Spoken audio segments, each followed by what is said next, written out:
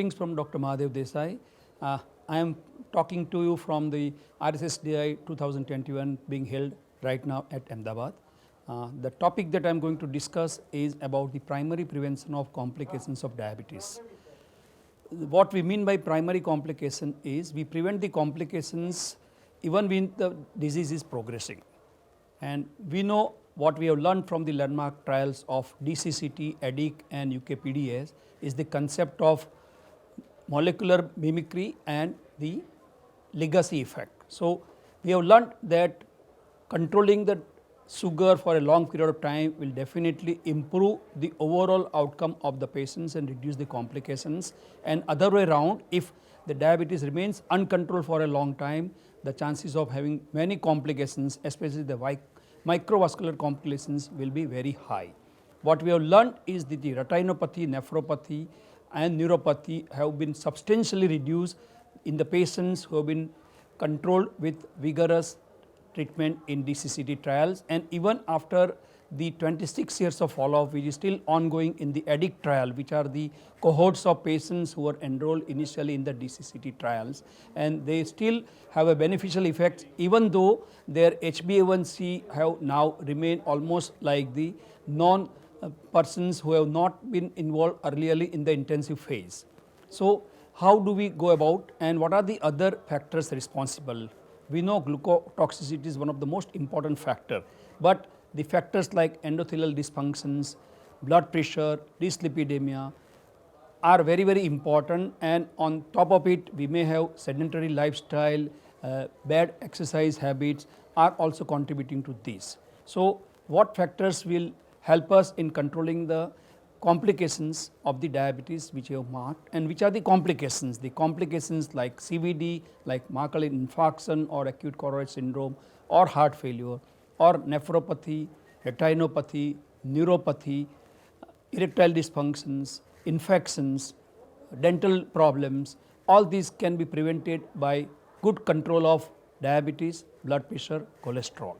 So, the foremost important parameter is the glucotoxicity. How do we control? For that we have to set the goal. The first part is, when do we start the preventions?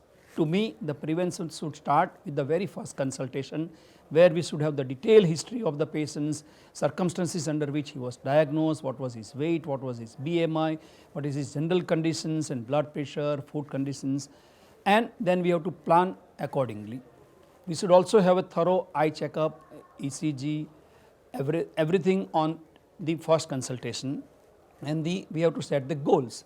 The first goal is of the glucose. We know that the HbA1c is the one which has proven to be related with the long term complications. So, HbA1c in general should be kept under 7%, with the caveat that we may need to relax in certain groups of patients who are elderly, who have a life expectancy is less, or who have the other comorbid conditions. But the fact that we are talking about the primary prevention means our goal is less than 7%, which may be to be revised as the disease progresses. The second part in the glucose management is now the availability of SMBG, which can also be helpful, and continuous glucose monitoring, in which the TIR, time in range, is now a validated instrument for us, and the ADA recommends that 70% of the values should be between 70 and 180 milligram of the glucose, and only less than 4% of the time should be spent in the lower range, that is the less than 70 milligram percentage range. Also, it is very important which drugs should be selected. Well, we can choose any drug as long as it reduces the HbA1c, but the ADA recommends that irrespective of the HbA1c or the metformin use, we must consider, as far as the prevention of the complications are concerned, the use of GLP-1 analog as well as the SGLT2 inhibitors. Of course, we have to keep in mind the HbA1c goal too, and for that we have to select a drug which avoids hypoglycemia as well as avoid weight gain. The second part is blood pressure. The general target is blood pressure should be under 140 over 90 millimeters of mercury, but we can reduce the blood pressure to 130/80 as long as the patient tolerates the drugs and as long as if the patient's ASCVD score is more than 15% over the 10 years, then we should try to bring down the blood pressure to 130/80. The cholesterol goals here, the importance that LDL should be reduced to less than 70%, and AD has divided the statins use in different categories of patients. If the patient is under 40 years, if there are no cardiovascular risk, statin may not be started. But persons who are but if the patient is under 40 but has coronary risks or he had cardiac events, in that case the moderate sensitivity dose should be given. What we mean by moderate intensity dose is the rosuvastatin of 10 to 20 milligram or atorvastatin of 20 to 40 milligram. If the patient is between 40 and 75 years and if there are no coronary risk factors, in spite of that we must give moderate intensity statins.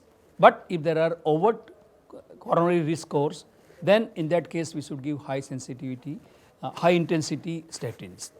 Patients over the age of 75, if there are no risk factors, we should not give very high dosages. We can start with the low intensity statins, but if the patient has ovid risk factors, then they should also receive high intensity statins. The other parameters that we must keep in mind are the control of the ideal body weight, keeping in mind that the new parameter for BMI is less than 23 kilogram per meter squares, and we should also remember that we must advise for the exercise. The exercise prescription is minimum of 150 minutes of exercise over a period of 1 week, out of which at least 75 minutes can be spared for the strength exercises. And we should also know that we must interrupt the sitting by at least every 30 minutes. We must get up, ask the patient to get up and walk around, because we know now that sitting is a new smoking. Then we should also advise for the good healthy heart healthy diet changes, and patient must stop the tobacco and alcohol. Even e-cigarettes are also to be discouraged. Then the another most important part is the vaccinations, because this is one which can definitely prevent the infections and the infection related complications. Needless to say, the patient has to receive the COVID vaccines. We do not know about the third dose, maybe it will come in the booster dose or the annual dosage, that the time will say, but the annual influenza vaccines, pneumococcal vaccines, at least the first dose before the age of 65 and second dose after 65, then hepatitis B vaccines, the primary vaccines, as well as the booster dose after 20 years, the typhoid vaccines every 3 years. We in India do not generally give the HPV vaccines or the zoster vaccines, but AD also recommends HPV vaccines, the 3 dosages for less than 26 years and even 27 to 45 years also 3 dosages over the period of 6 months should be given. And likewise the zoster vaccine should be given to all over the age of 50 years, 2 dosages. So this is about the vaccines. And lastly, very important is the regular follow-up. Patient has to be followed up at least once annually with the thorough checkup, and then the physical examinations, the foot examinations, the ophthalmic checkup, even the telemedicine ophthalmic photographs are also now validated, provided it is done in the right manner and interpreted by the experts. Then at least twice in a year HbA1c microalbuminuria should be done. The ECG, echocardiogram, treadmill, coronary artery score, coronary calcium score or CT angiography, depending on the situations and the progress of the disease or the control of the, has to be advised to all patients. And we should also look for the diabetic foot related progress, that every once in a year at least the ankle Brinkel index, the 10 gram monofilament testing, vibration perception threshold or body scan should be done. What is important is that patient need to be educated about the prevention, because the cost of diabetes treatment is more in the treatment of complications rather than in the diabetes. Patients may feel that the diabetes is a costly affair, but no, if you treat diabetes correctly, probably it is not as expensive as it is perceived by the patient. So let us make our diabetes patients live longer and healthier. Thank you.